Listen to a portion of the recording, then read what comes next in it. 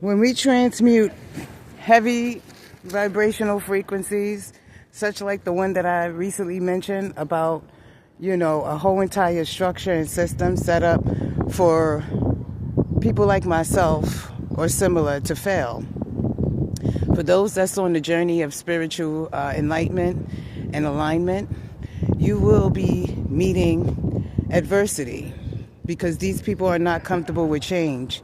And they're comfortable with lower states of consciousness because change will require actual energy, effort, conscious decision, mental and emotional intelligence, as well as maturity. Unfortunately, we're not there yet. But I am mentioning transmutation for the purpose of understanding that even when these things are considered delay, God is always at work. What happens is that people forget that there is a frequency right now that is beyond their control. So while they're still battling the 3D version of how things used to work and how things would benefit them, they're not understanding that they're creating a very, very dense energy field, which then would impact both their mental, emotional, and physical state. So regardless of whether they keep on pushing my court date back or lying about everything, they themselves, as well as those that might be in contact with them, they will be suffering, whether they lose someone or lose themselves.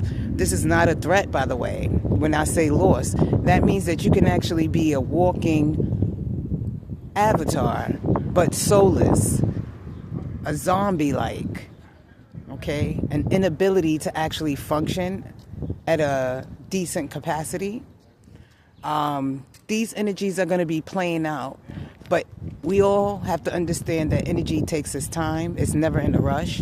So these particular symptoms and issues with those that decided to align with low conscious states and low awareness, it'll materialize over the course of time. And all we need to do is watch. However, since we're going to be experiencing some of this, because we're physically here as well, we have to learn how to transmute it. So it's not that we hide from it. We look at it, we address it, and then we find ways to transmute the energy to higher states of consciousness. Never expect them to elevate. Okay? You have to understand that because people have to want that. And a lot of people didn't come here to elevate. It will always be a lesson for you and for them. At least that's what I've come to experience. A lot of times, it may take some time, but I've noticed when things change, it really does change.